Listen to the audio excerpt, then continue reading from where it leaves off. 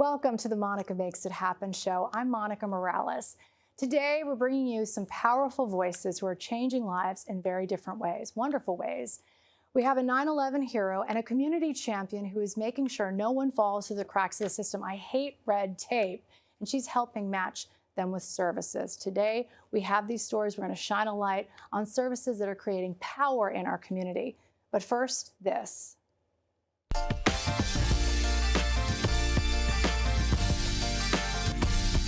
Monica Makes It Happen is proudly supported by Goya. If it's Goya, it has to be good. Did you know that GoFundMe has raised over $40 billion globally since it was founded 15 years ago, empowering nearly 200 million people and organizations to fundraise for causes that really matter? We're joined by some incredible people seeing the powerful impact of community coming together to make it happen. Captain Bruce Hydock, who served 27 years, here he is, for the New York City Fire Department. Thank you for your service, by the way. And Ted Psahos, the Executive Director of Projekt NYC, with a K. We've got to spell it right. Thank you both for joining us. I really appreciate that. First, Captain, I want to say thank you for your service. We can't say it enough. Absolutely. I have been so moved by your story, and thanks GoFundMe for telling us about it. I just don't understand how you continue to struggle to get benefits and how you continue to suffer. It's not just a physical, like obviously you've been through so much physically, but it's a mental battle that you have every single day. Can you talk to us a little bit? I don't think a lot of us know that, again, what you're going through, it's not just about the physical, it's also that mental anguish that you've been going through to get benefits, to get support.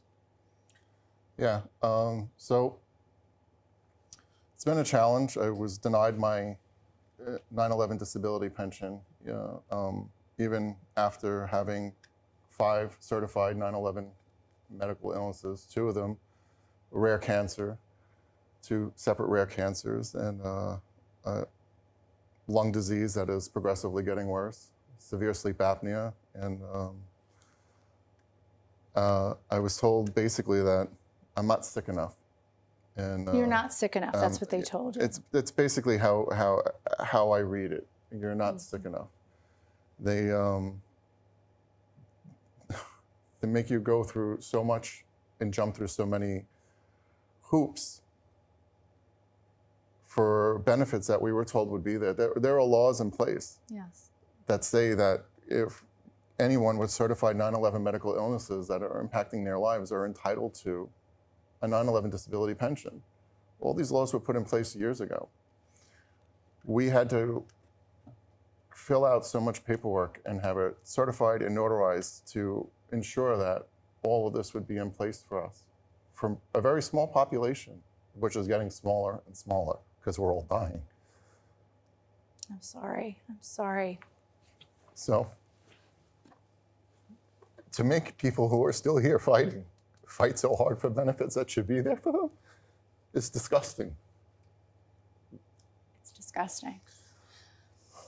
We support you, we love you, and that's why I want your story to be out there. It's so important for us to know your stories because I think we're under the misunderstanding. I mean, I have people tell me all that, oh, they have so much support, and you don't. And that's the problem, is we think that you do. Well, and the behind the scenes, I just want to give our viewers a little bit more information about this. You were denied, I think it was disability benefits, right? 9/11 disability benefits from NYCERS. And you were there. I mean, you were serving, and you were forced into early retirement. And then that's where you had to start raising funds for yourself. And that's what saved you, right?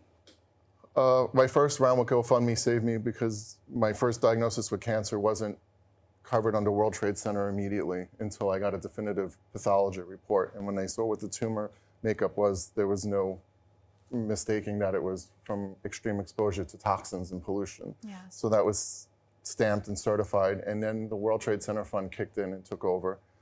So my first round with GoFundMe raised $10,000, which got me out of the financial hole of co-pays and out of network. Because it takes so much time, and people know this. We know getting to the doctor, being able to do, schedule the appointments, it just takes so much time. And when do you have that time? Your workplace doesn't always understand that you need to take a day off to see a doctor. So this is very true, Monica. And before our union was able to win and get us unlimited 9/11 sick leave, we were using our own sick time, which is limited. So then you're out with no time, which creates problems in the workplace. Yeah. And also financially, because when you run out of time, you're not getting paid.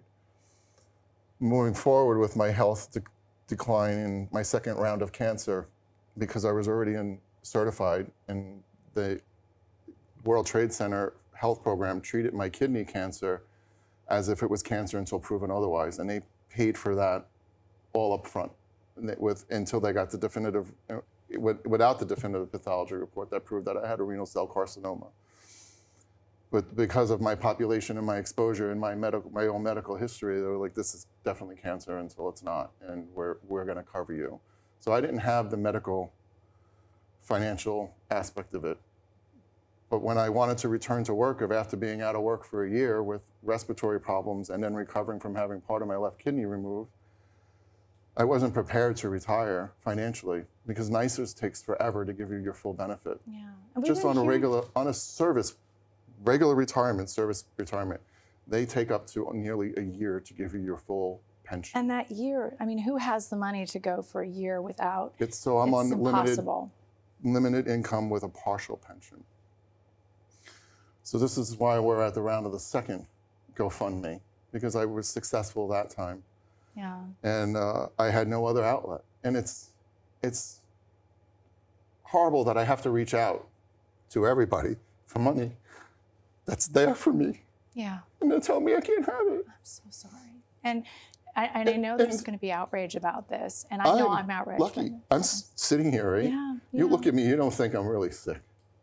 But there are members, co-workers, who are far worse sick than me, who can't sit here. That's right. And they're being told no. And that's really, really horrible. It's awful. And I know there's going to be outrage, and there's going hopefully to be action. We always hope that we can help in some little way. And I think telling your story is maybe the first step, because I know as a civilian, I call myself a civilian, I don't know a lot of things. So I learn as I meet wonderful, beautiful people like you. So we feel you. And this is why education is so important, right? And that's where you come in. We need to educate our kids. I have a 12 and a 13-year-old. And they're asking me all sorts of questions about 9/11 because they don't know, and they're Googling. But you're taking it a step further. You want to make sure that people do not forget, and they know, especially this next generation, right? Absolutely. Absolutely, Monica. Thank you for having me here. Thank you, Captain, for your service. What we've done is we created a project. Projekt NYC is a nonprofit operating in New York City. We created a project that was surrounded by, that was involving 9/11, and one of our very intelligent volunteers came up with an idea, a high school student, that it would be a good idea if high school students interviewed first responders, survivors, family members, and those who have illnesses from 9/11 related causes, like Captain here. And out of those interviews, they would create a piece of artwork, a piece of poetry, or a piece of creative writing. And what that did was that enabled the students not just to read about 9/11 in a book. They heard the oral histories of the people that lived through this event. And mind you, these high school students were not born during 9/11. Yes, they have no reference. They don't understand what happened, how it happened. And they got such great insight. And it was so amazing to see what they learned and how they learned. And now we have a group of people that are high school students that are carrying this story with them, telling it to other high school students, telling it to their colleagues, their classmates.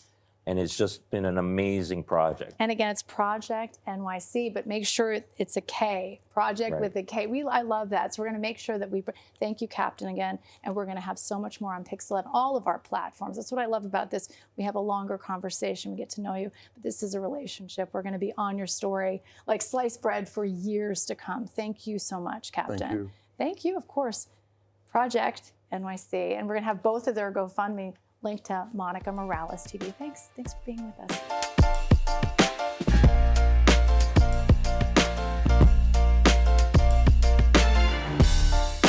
And let's let's talk now about the benefits of On Your Block initiative. It's a program that literally meets people where they are to connect them with life-changing resources. I am thrilled to be joined in studio by Adrienne Lever. We've known each other for years, the Executive Director of New York City's Public Engagement Unit. Thank you for joining us, Adrienne, in studio. Thank you so much for having me here, Monica. And, you know, as much as I like knocking doors with you, it's also nice to be in the studio. We were literally knocking on doors, asking people about housing, and I love your team. Your team does such a great job, but you do a great job. Tell me about this program. What is this all about? Like, if someone's watching, how do they get these benefits? Yeah, well, so like you said, our team is all about finding creative ways to reach New Yorkers and get them connected to the services they need. We knock on doors, we send text messages, we make phone calls for everything from housing to healthcare. And this summer, we really wanted to do something a little different. We know that so many New Yorkers are struggling to get access to the programs that could benefit their lives because either they don't know about them or they're just having a hard time navigating the application process. And you know, there are so many programs that are available to New Yorkers, but they're run by dozens of different city, state, federal agencies. And so it's really hard when you're just struggling and trying to figure out how to just put food on the table to know where to go. So how do they access this? I mean, you have some real success stories. Dan made this happen behind the scenes.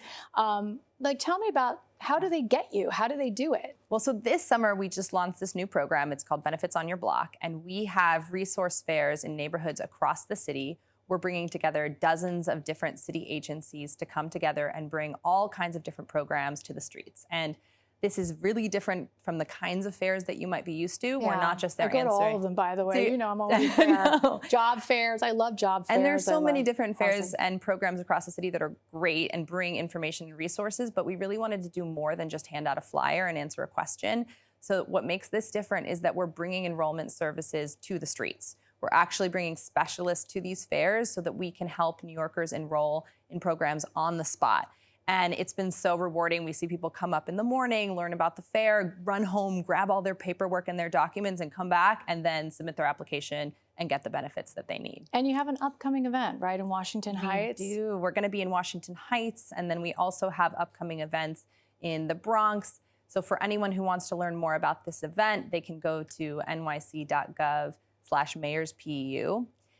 Mayor's PU, Mayor's right? PU, okay, yeah. We can put that up. Yeah. Wonderful, okay. And it's just been really great. We're working really closely with our agency partners.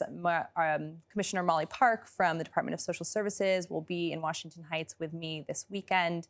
We're bringing agencies, housing agencies and social service agencies all together for this fair because we want to better coordinate. We want to bring services to these communities in a unified way so that New Yorkers don't have to figure it out on their own. I deeply believe that good government means that we figure out how to get help into the hands of the people who need it rather than waiting for them to have to find us to get that help. I love that. I love bringing it to the community. That's what we're all about here too. Thank you for joining us. And I know we're going to be out doing a lot of stories with you too, Adrienne. Thanks for joining us. And the work that you do is so critical. And we'll link you to those resources, of course, at Monica Morales TV on all of my social media platforms. Thank you for watching. Don't forget to watch our podcast too every Friday on YouTube and watch us on Pix 11 News at 5 and 6. Let's keep making it happen together. See you next time.